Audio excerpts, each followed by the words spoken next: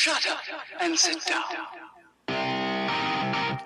Welcome to the Answer is Yes podcast, where we will explore the cause and effect of just saying yes in your everyday life or in business. I will dig into topics that are not just stimulating, but will challenge you to be better in everything you do. The podcast is based on the simplicity of saying yes to opportunities you might encounter every single day. I'm your host, Jim Riley. Join me in my first series titled Blue Collar Redefined.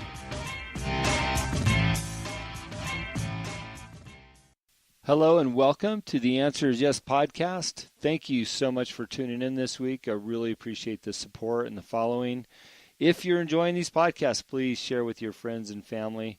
They can go to iTunes and subscribe to The Answer is Yes, and I would really appreciate that. We've seen some great momentum happening. I'm still continuing to get some feedback. If you have not heard last week's podcast with Andy Hill, who'd played basketball with Kareem Abdul-Jabbar and Bill Walton and was coached by John Wooden, please go back and check it out. You know, Andy doesn't have a huge following on social media. He's just kind of past that gap of having social media, so he hasn't been able to tell a whole bunch of people. But, man, he really is an interesting guy in all the years at CBS and his success with Walker, Texas Ranger, and all these incredible shows from the 70s and 80s. It was a good time for me to meet up with him. So please, if you haven't heard last week's podcast, please go back to it and check it out.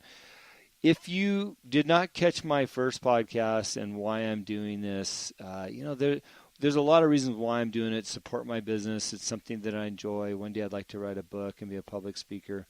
But at the end of the day, I really want to spend more time being a dad and supporting my family here at the house and being more present with them. And through podcasting, it allows me to do that here and help work from home.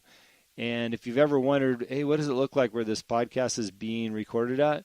I'm in the garage in an office that I built with my father-in-law last summer. It's got 4 walls and a ceiling and some cool stuff and memorabilia in here. But it does allow me to be at home. So when I step out of the podcast room, I'll be back with my kids. And so thank you for listening and, again, sharing our stories, because for me, I'm living the dream of being that dad. And I've called it out before. My goal in life is just to be the best dad and husband. So thank you for that. I like to talk about Baja United stuff and what's happening there. We've had just another great week of growth and momentum, a lot of grocery stores. Vaughn's Pavilion, if you're in Newport or Mission Viejo, please go to Vaughn's Pavilion, buy some Baja United Monte Chinique wine. We'd really appreciate that. It was a good sale for us. We like being at Vaughn's. That was a thank you gift from Javier's down there in Newport Coast. They knew the people at Vaughn's pretty well and suggested us. So thank you for that. Another reminder, don't forget, if you buy 2 bottles of wine at Baja United, free shipping. 2 bottles or more, free shipping. So digging into some of the meat of things, I've also talked a lot about Spartan racing on here, and I just came off of an incredible weekend. I had 2 races this weekend, one on Saturday, one on Sunday. If you remember from last week's show, I just got back from Montana. I'm really enjoying the Spartan race series and the competitive nature of it. Saturday was probably the toughest race Spartan has put on ever. If you follow any Spartan racers, the elites and the pros and the competitive class series that I run, everybody's talked about how difficult it was, and man, was it hard. 13 miles up and down Big Bear Mountain. We were at Snow Summit, 5,000 feet of elevation climbing, and 35 plus obstacles, and we all collapsed at the finish line.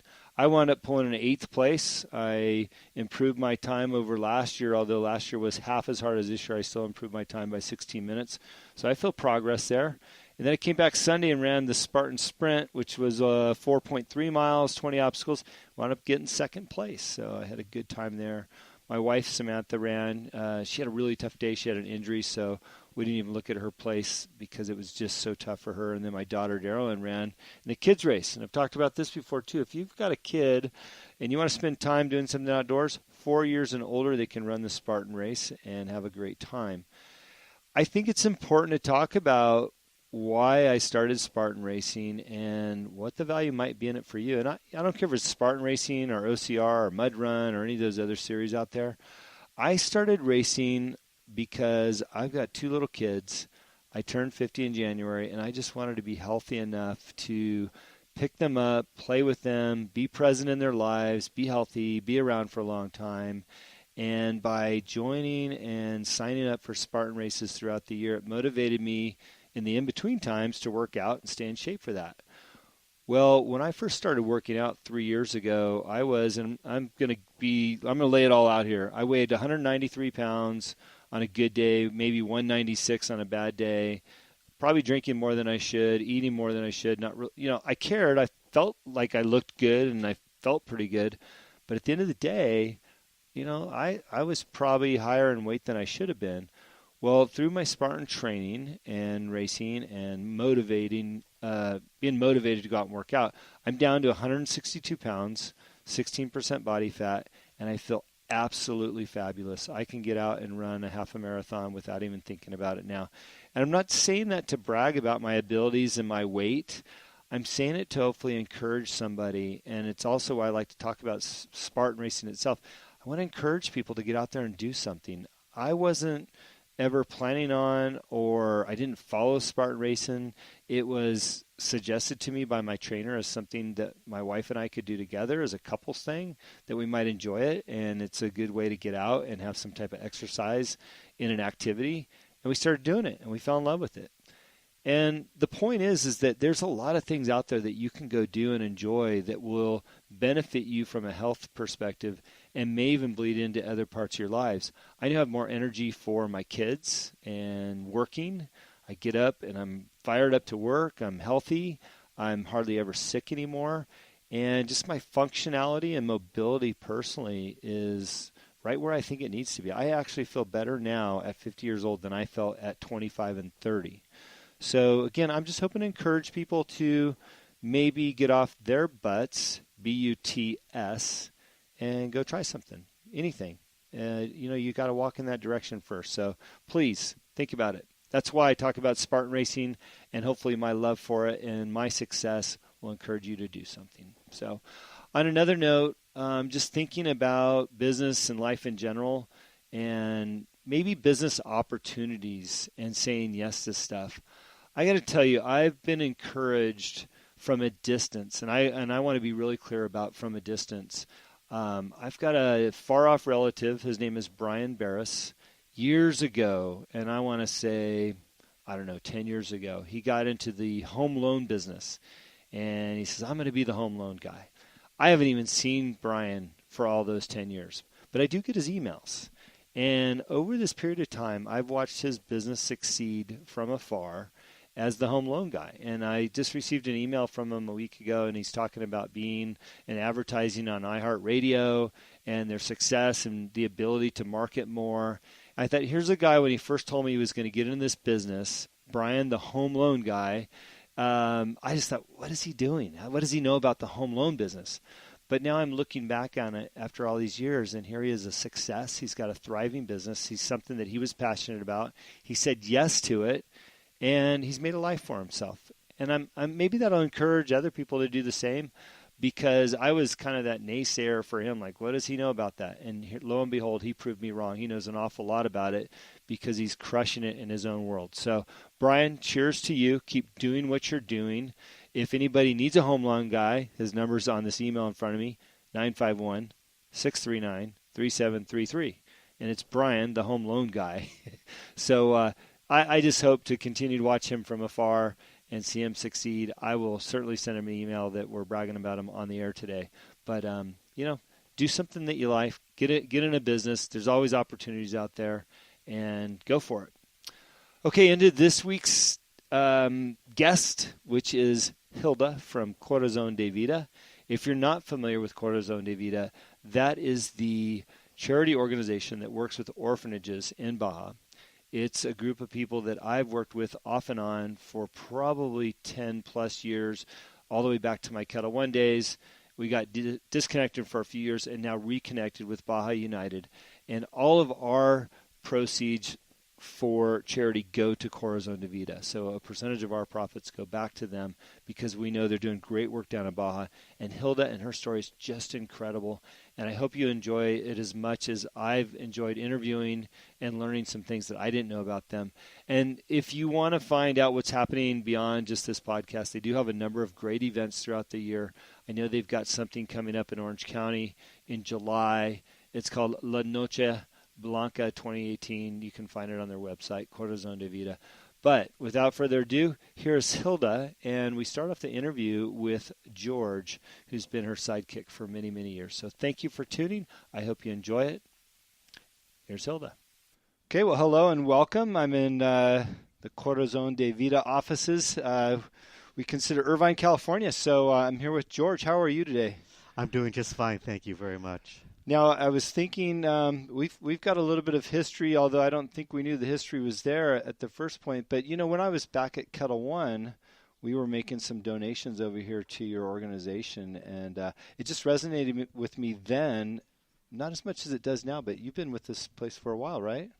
Yes, I've been involved with Corazon De Vida now for about 15 years.